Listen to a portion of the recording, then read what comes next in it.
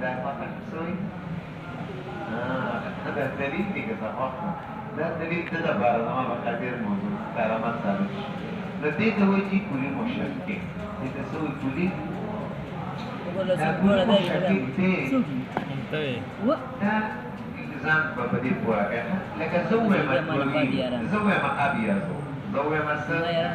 نو دا ابیض ستا جوړم ده د ابیض ستا رنګم دی د ابیض د چونم ده دا ټول دي که نه دي نو دا معنا په دې ټولو افرادو کې خو شته چونه ده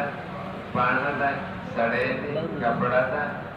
رس ده ابیض هم خو ټول دي په دې کې دا څه ډېر دي او څه کم چې دې ته وګورئ چې دا معنا خو مشترکه ده بین الافراد د دې تر کلي متواتر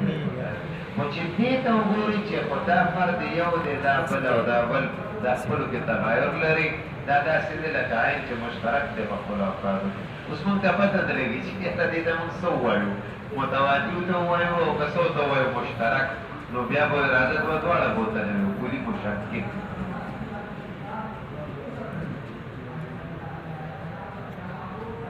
خو په دې یو سوال دی